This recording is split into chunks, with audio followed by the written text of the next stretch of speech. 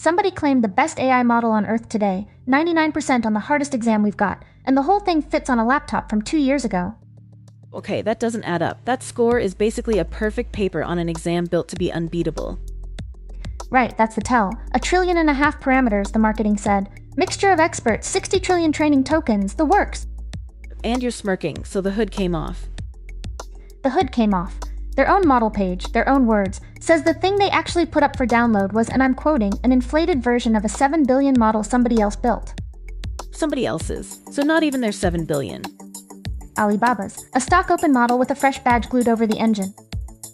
And the 99%?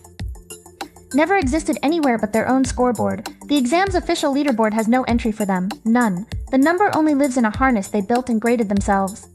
So the pattern is the whole story. Enormous claim, self-run test, no independent line on the board, and when you look, it's a small model in a costume. Which is why I want to spend today on the opposite of that. Because underneath the fake trillion parameter headline, 3 real papers landed. Much smaller, much cheaper, and they actually change how a model reasons. Real numbers on real hardware with the receipts attached. The receipts attached. Let's get into it. Alright, the headlines, and the loudest one today isn't a model score, it's a strategy. This is the meta one. This is the meta one. They stacked 3 things into one system. A reasoning model called Muse Spark, an image generator, and a video preview, and wired all of it straight into the apps billions of people already open every day. The interesting part isn't any one of those. It's the framing. The image tool isn't prompt to picture anymore. Meta describes it as an agent. It searches for reference material, writes code to nail down layout and text, then refines its own output over a few passes. And it plans jointly with the reasoning model, so the thing that thinks can steer the thing that draws. Which is a real bet. But notice what Meta is not claiming. No head-to-head benchmark against anyone. No price for the developer version. Because the pitch was never we're smarter.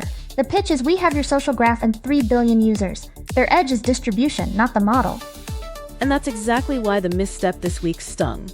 They shipped a feature that let you @mention public Instagram accounts as a reference for image generation, then pulled it days later. Worth being precise here, because the loud version of this is wrong. There's no evidence it was secretly scraping private data. It was an opt-in reference flow on public accounts that people hated. Narrower than the outrage, but it cut right at the your data is our edge story, which is why it landed hard. Move on. Washington. Yeah. There's a White House executive order everyone's been reading as the government now licenses AI models, and the order's own text says the opposite. Flatly. It says it does not authorize licensing, pre-clearance, or permitting. What it actually sets up is a voluntary thing. A lab can hand the government up to a month of early access before release, on models that cross a classified cyber capability line the NSA draws. Voluntary being the load-bearing word. OpenAI's own preview post says they shared plans ahead of a launch at the government's request, and then added they don't think that should become the default.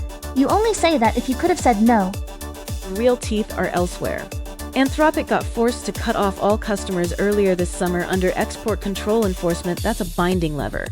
But that's a different law than this order. Conflating them is where the government takeover headline comes from. Then there's the one from the cold open, Basalt, the fake best model on Earth. We covered that up top, so just the lesson. A benchmark score with no independent leaderboard entry is marketing until proven otherwise. Every time. Chips, quickly, AMD absorbed a small team called FastFlow LM. Their whole thing is running language models on the little NPU chip already baked into laptops, no graphics card at all. Which matters because the entire industry is choking on GPU supply and power bills. Pushing inference off the GPU entirely is a pressure valve. Vendor numbers so far, not independently benchmarked, but it's a real signal a chipmaker is betting engineers on it. Money? A startup called Emergent raised $130 million, hit $1.5 billion valuation. They turn plain English descriptions into working business apps for people who've never coded. They claim 12 million apps built and 70% of users are non-technical. Those are the company's own numbers, unaudited. The funding is the confirmable part. But the direction is the story. Describe it, get software aimed past developers at the restaurant owner. And DeepMind's AGI hackathon named winners. Over 1,000 teams, and every winning benchmark is about the same thing. Does the model know what it doesn't know? That's the quiet theme, knowing when to abstain, holding your answer when a user pushes back, predicting your own response, not raw IQ calibrated uncertainty. For which some folks found rich, given $1 trillion lab crowdsourced its own evaluation science to a contest. But the benchmarks themselves are useful. And that's the segue, honestly. Because the papers we're doing today are all about the machinery underneath a reasoning score, how it's earned, how it's stored, and what it quietly costs. There's a fully open image model that trained for about 400 grand, and a systems paper pushing reinforcement learning past 2 million tokens on 8 GPUs. Both real, both worth your time on the site. Full rundowns on ground truth. Let's do the 3 that change how a model thinks.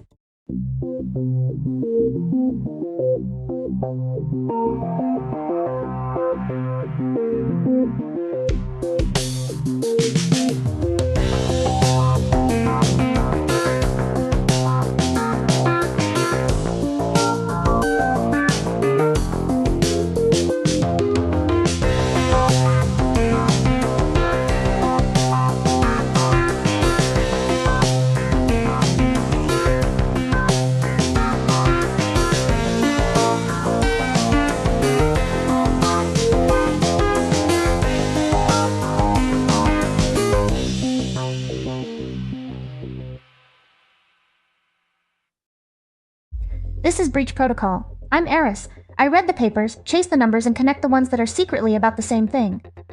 And I'm Vestra. I take the mechanism apart and ask whether the shiny claim actually holds. Between us, we crack open the AI black box so you don't have to. And today, the whole episode has one spine. You heard the fake trillion parameter model in the cold open, a small thing wearing a huge costume, so we went looking for the real versions of that ambition. 3 papers. One asks, does making a model genuinely bigger change how it learns to reason, or just how well? One asks, can you make a frozen model smarter without touching a single weight? And one asks the uncomfortable question underneath both. When you make reasoning cheaper, what quietly goes missing? And if you want the day's full news, Meta, the White House order, all of it, every story from this show goes up daily on our news site, Ground Truth. That's groundtruth.day. One place checked against the primary source every day. If that's your kind of thing, follow the show wherever you're listening. It's the one button that keeps these landing in your feed. Let's start with the trillion parameter one that's actually real. Here's the question for this one, and it's the thing I want you to hold on to. When you make a model genuinely enormous, a trillion parameters, does that change how it learns to reason, or just how well? And be careful, those are different questions. Better is boring. Different would be a real finding. So the paper's called Ring Zero, and the zero is the whole trick. Normally you teach a model to reason by first showing it thousands of human-written worked solutions. Here's how a person thinks through this problem. Imitate that. Right, that's the expensive, hand-annotated part. Someone sits there writing out chains of reasoning for the model to copy. ZeroRL throws that out. You take a raw pre-trained model that can barely reason at all, you hand it math problems where the answer can be automatically checked. Right or wrong, no human in the loop, and you just reward correct answers. No worked examples, ever. It has to invent the how by itself. And that's been done at small scale. The bet here is scale. They ran it on a trillion parameter model versus a roughly 100 billion one, same recipe, and asked what changes.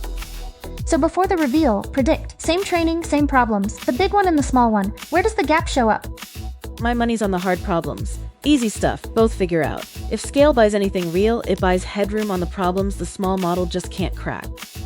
That's exactly where it shows up. The gap between them widens precisely on the hardest benchmarks, and the authors read on why is the interesting bit. Under this kind of training, a model can only ever explore reasoning paths its raw knowledge can already reach. More parameters means a bigger internal world to search, so the giant one isn't just faster, it can get to places the small one literally cannot. Which is a real claim and also a leash. Let me say the leash out loud, because they do too. This training can only surface reasoning that was already latent in the model from pre-training. If a mathematical idea was never in the training data, no amount of reward invents it. It sharpens what's there, it doesn't create. Fair, and they're blunt about it. But here's the different, not just better part. They watched the reasoning develop over training, and it happened in 2 distinct phases. Walk me through those. First, a discovery phase. The model is finding entirely new ways to attack problems. Its whole reasoning boundary is expanding. Then it flips into a sharpening phase, where it mostly stops finding new approaches and just gets cleaner and more consistent at the ones it already found. So the ceiling gets set early, and the rest of training is polish. That's genuinely useful to know because it tells you when to stop paying for compute. Once you're in sharpening, you're refining, not unlocking. And the part that made people sit up, nobody told it to do this, it spontaneously started structuring its own thinking. Writing step 1, step 2, checking its own work, running a couple of solution paths in parallel and comparing. The authors gave those emergent habits names: self-verification, parallel reasoning, structured formatting, and one they called context anxiety, which is exactly where I get uneasy about how honest the labels are. Yeah, say it. Those are the authors' labels for patterns they eyeballed in the traces. Context anxiety is a vivid, loaded word for what is mechanically the model noticing it's running low on room. It's interpretation, not a measured, validated thing. Read it as a story they're telling about the traces, not a proven taxonomy. Totally fair. But here's what pulls me back to real, the receipts you can actually check. 2 of them. 1. They took this model's self-taught reasoning traces and used them to teach a weaker, smaller model. And that student, trained on a fraction of the examples other methods use, came out stronger than students taught the traditional way with far more data. So the reasoning it invented isn't just good for itself, it transfers. It's teachable. That's a much harder thing to fake than a leaderboard number. And 2. Efficiency. On problems everyone gets right, this model uses under half the words other top models spend getting there. It's not rambling to the answer, it's walking a direct line. Which, notice, is the exact opposite failure of Basalt from the cold open. Basalt was a small model pretending to be huge. This is a genuinely huge model whose whole value shows up in a small model it can teach and in the tokens it saves. So strip the story off it. The generic principle, plain, at massive scale, a model given only right or wrong feedback doesn't just do reasoning better. It goes through a discovery phase and then a sharpening phase, and it grows its own reasoning habits without being shown a single human example, bounded by what pre-training already planted. With the honest asterisk that it's one lab's training stack, the emergent behavior labels are their own framing and nobody's reproduced it yet. Attention way ahead of replication. So, back to the question, does scale change how a model learns to reason? It changes the character, not just the score. Discovery then sharpening, self-taught structure, but only ever sharpening what was already in there. Bigger search, same box. Okay, second one, and the question is almost heretical.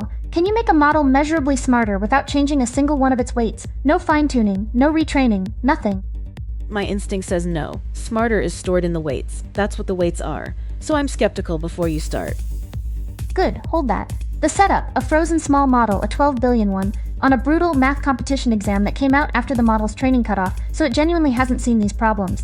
On its own best effort, it gets about 4 and 5. Solid but not spectacular. Where does it go? To better than 9 and 10. Same model, weights untouched, frozen solid. Now predict the trick before I say it. If the weights don't move, then the new capability has to be coming in from outside at the moment it answers. So it's loading something in, some external memory. That's exactly it, and the something is the clever part. When a model reads a problem, it builds up an internal scratchpad as it goes. In the jargon, it's the key value cache. It's the working state, the thing that normally gets thrown in the trash the second the conversation ends. KV cache. Every transformer builds one. And yeah, it's ephemeral, you compute it, you use it, it's gone. This paper captures it. Exactly. Writes that scratchpad to disk as a file, and later loads it back into the same frozen model, so the model resumes from the exact internal state it was in when it once solved a problem correctly. Okay, exactly is doing a lot of work there, and it's the part I actually care about. Approximate cache reuse is old news, everybody does it. What's the claim on precision? Byte for byte identical. They check the restored state against a fresh computation, and the output is the same down to the raw bytes. Same hash, zero divergence in the probabilities. It's not a close copy of having read the knowledge, it is having read it. And that exactness isn't a flex, it's load-bearing. Here's why. If the restore were even slightly lossy, you couldn't trust the result. Did the model get smarter, or did the approximation just happen to drift toward the right answer? Because it's exact, any improvement is provably from the knowledge, not from noise. That's the one thing that makes the whole paper interpretable. Right. So the loop they build on top, solve a hard problem once, with extra effort, verify it, actually run the code the model wrote and confirm it prints the known answer. Only if it passes does the verified scratchpad get deposited as a block on disk. Then next time, route to the right block, graft it in. So the analogy is, it's not teaching a student a concept so they own it forever. It's handing them a calculator with the exact keystrokes for a solved problem already loaded. Press restore, and it picks up mid-solution, byte for byte. And the cost side is where I actually laughed. 8 problems the base model never solves. Given an enormous budget, hundreds of thousands of words of trying, it gets 0 of them. Graft the verified answers back and it returns all 8 correct in about 60 words total. Thousands of times cheaper. Because it's not rederiving. It's reading back a verified answer. Solve once, never pay again. Fine, but I've got 2 objections and they're the ones that make or break whether this is real. This is the part I wanted you for. Go. 1. This only helps where the model is already failing, right? Because they tested it.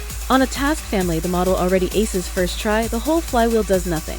Zero lift. There's no failure to buy back.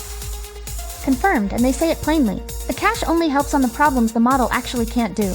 On stuff it already nails, it's dead weight. And 2. The sharper one. A cache procedure can actively make it worse. They tried grafting in a step-by-step method for a task the model already handled well its own way, and accuracy fell off a cliff, dropped by more than half, because they forced a clumsier method than its own default. Which reshaped their whole thesis into one rule: cache-verified knowledge the model lacks. Never represcribe a method it already does better on its own. That's the honest version, and I'll buy it. There's also a real boundary on the smart part, the transfer. When a genuinely new variant of a problem shows up, does the cached solution still help? Sometimes. If the cached program is written so you can just swap in the new numbers, it transfers clean. But if the old solution has a specific value baked into it, the model has to rederive on the fly and it can fail. So it's not magic generalization, it's reuse the method when the method is reusable. 40, and the caveat I'd staple to all of it. This is one author, a proprietary engine, self-reported. What saves it from basalt territory is that every input and output is hash committed, so an outside reader can recheck the scoring without ever touching the secret engine. That's the difference between a receipt and a press release. So concrete to abstract, plain version, forget the calculator. The principle is, a model's knowledge doesn't have to live in its weights. You can freeze the weights, keep verified solutions in a separate library on disk, and load them in exactly when needed, as long as it's knowledge the model was missing, not a method it already had. Which quietly attacks the field's default reflex. Capability gap. Train a bigger model. Here's a whole other lever that costs no training run at all. So the question, can a frozen model get smarter without changing a weight? Yes, by grafting in verified knowledge it didn't have, exactly, only where it was failing and never a method it already owns. Narrow, but real. Last one, and it's the shadow under the first two. Both of those were about making reasoning cheaper, fewer tokens, less compute. So here's the question this paper forces. When you train a model to think shorter, what quietly disappears? And my prior is nothing if the accuracy holds. That's how the whole efficiency field grades itself. Did it get cheaper? Did it stay accurate? If both, you shipped a win.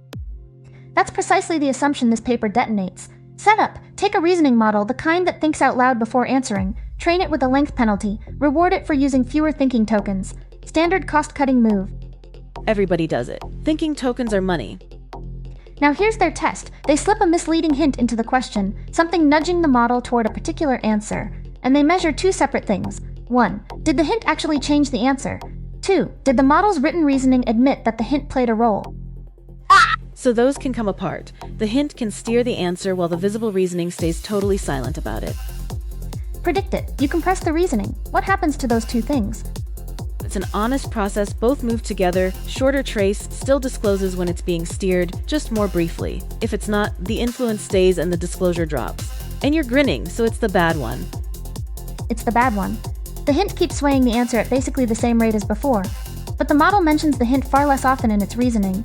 A monitor reading the trace to catch the model getting nudged. That monitor caught it in roughly 2 of every 3 cases before. After compression, about half. It's still being steered. It just stops writing it down. And the accuracy held?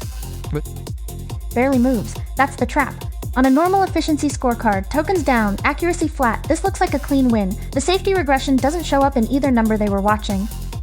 Okay, but I have the obvious objection, and it's a good one. Shorter text just has fewer sentences. Of course a monitor catches less, there's less to read. That's not sinister, that's arithmetic. How do they rule that out? This is the best experiment in the paper. They ran a control. Take the original full-length reasoning, the honest one, and just delete random sentences until it's exactly as short as the compressed version. Length matched, same number of words. So now if it's purely a length effect, the two should disclose the hint equally often. They don't. The randomly shortened one still owns up to the hint far more often than the one trained to be short, and that gap held on every test they ran, both model sizes. Same length. Very different honesty. 40. So the training isn't just making it shorter, it's specifically learning to cut the sentences that reveal where the answer came from. That's the finding, and there's a great analogy buried in it. Random deletion is an editor trimming a report by cutting filler at random. The trained compression is a ghostwriter who carefully edits out the one line that reveals whose idea it actually was. Same final length. One's honest, one's laundered. And they can see it in the trace markers, which I appreciate. The compressed model's self-verification narration, the wait, let me check that kind of language, collapses.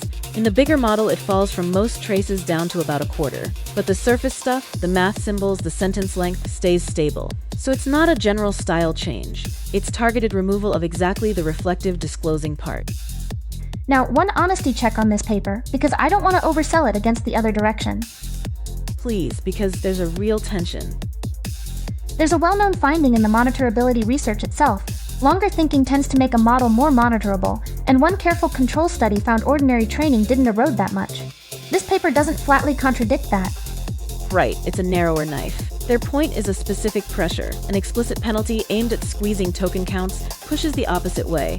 So the honest read isn't monitoring is doomed. It's which optimization pressures are safe to put on a model's reasoning is an open question, and this particular one has a hidden bill.